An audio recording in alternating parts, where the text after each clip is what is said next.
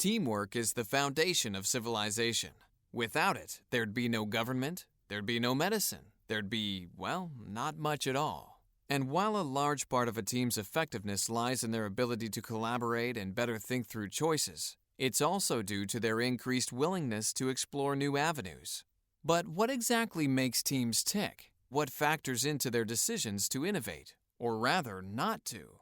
Does team happiness lead to performance, or is it the other way around? Well, a team of 6 multidisciplinary researchers have teamed up to get to the bottom of it.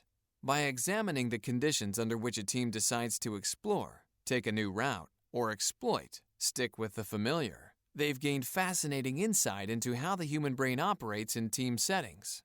In their paper, Exploration versus Exploitation, Emotions and Performance as Antecedents and Consequences of Team Decision, the authors, a decorated lineup of Hakonsson, Linda Argote, Jakob Eskildsen, Dan Munster, Richard Burton, and Obel, examine how past performance and quality of team emotions affect and are affected by explore-exploit decisions.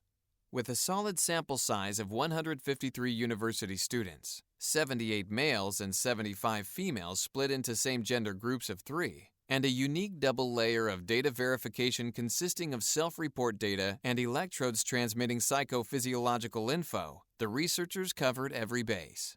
They began by instilling negative emotions in half the groups and positive emotions in the remaining half before setting them free to work on their task, folding as many origami boats as possible within the given time.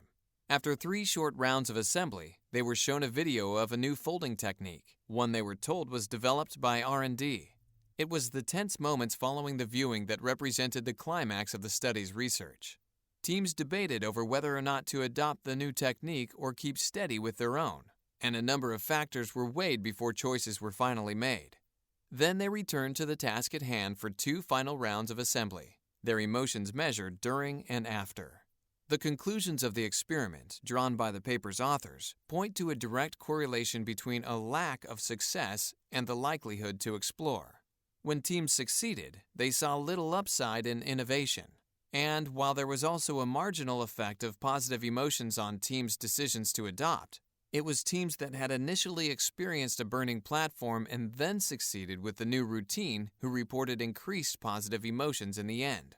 In other words, the study shows that tortoises can beat hares because they explore new and better strategies.